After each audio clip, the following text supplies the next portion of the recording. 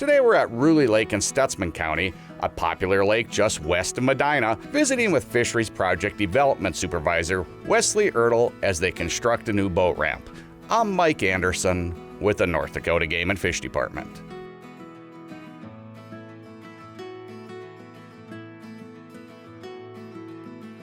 So today we're standing on the southwest shoreline of Reule Lake, just located west of Medina, a few miles here. And we're going to be building a new access area to Reule Lake here. This is in due part because we have a recently signed new easement with the North Dakota Department of Trust Lands. And prior to this site here, we had a primitive ramp that was located on the inundated township road just behind my shoulder here.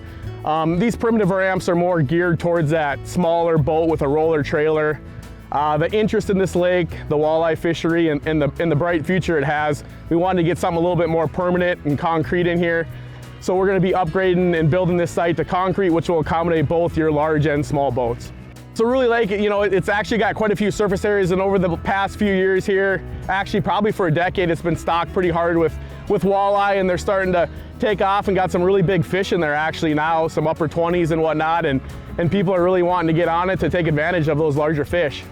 A couple weeks ago, we brought in some equipment, started to do some dirt work, carved down a large hill and made it into a parking lot. We took that available fill then, built a turnaround area, our bed for our ramp itself, and then actually built a new entrance road in from the township road. From there, we brought in a long reach excavator and prepped the underwater bed to about a 15% slope using some rock cobble. Right above that, forms and rebar were set. We poured a 15 by 75 foot slab.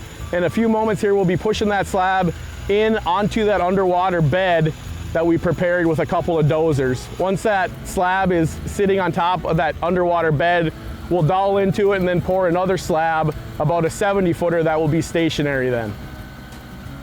The fisheries development program is basically, is on access, fishing access, boating access. And so that encompasses, we have about 430 active water bodies right now, 350 ramps on those bodies, 400 docks, 160 fishing piers, 64 fish cleaning stations. So we do a lot of rock riprapping to protect those facilities, graveling on existing roads and parking lots.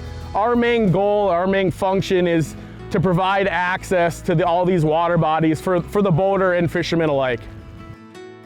We're working on Stink Lake, which is honestly just across the road here simultaneously.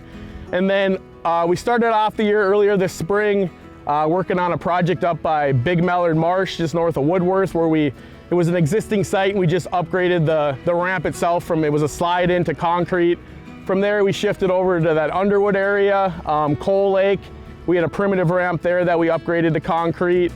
We also have put in a primitive site up at Georgeson Lake, northwest of New Rockford. And a couple weeks ago, we just finished up a project down by Scranton at Gascoigne. We extended the bottom end of a concrete ramp there. This summer and fall, we'll be working on Beaver Creek Bay on Sakakawea, Free People's Lake, which is just south of Devil's Lake. We'll be working on another one up in the northwest part of the state, Bockel Noonan East Mine Pond. So before we move any dirt for any of these projects that we're doing, there's a lot of legwork that happens beforehand. Actually, it takes more time than the actual construction phase itself. There's kind of a list of criteria we have to hit. The first one is identifying that fishery, and we rely heavily on our biologists to provide us, lakes that are going to be sustainable, going forward. From there, it's, location, location, location, and I can't stress that enough. We got to have the proper slope in the water and depth. We have to have some topography up above the water line to work with. Proximity to a road is a huge thing. Roads are very expensive to build, so we usually like to be, within a quarter mile of an existing road if at all possible. And then the biggest kicker, the biggest factor is getting an easement. North Dakota is 93% privately owned, and so we're always dealing with, mostly private landowners. And a lot of times that can go really good, and they're very gracious with their land and willing to provide and help out in any way possible. Sometimes it doesn't work out, Once we have that easement in hand, then it's permitting. We need permits from the Corps of Engineers, State Water Commission, State Historical Society. From there, the last step is finding a local entity that can take care of the operation and maintenance of that facility going forward. These entities can be made up of wildlife clubs, city, county park boards, water resource districts, other government agencies, and then also sometimes it's just a local rancher or farmer that's willing to help out. So landowner relationships are really the backbone of the fisheries development program. You know, without their backing, we can't provide access to all of these outstanding fisheries across the state. So the next time you run into one of these landowners, please tell them thanks, show them your appreciation, treat these areas maybe as they're your own backyard, pick up the garbage, you know, stay inside those easement areas, don't be trespassing, and then, you know, if we just got 3-4 inches of rain, maybe stay off that area until it dries out a little bit so it doesn't get all rutted up. So we really rely on these local entities heavily. We just don't have the manpower or the staff to cover all of these 430 active water bodies that we got across the state. Without them, all these fishing access areas wouldn't be possible because we just don't have the manpower to keep them up.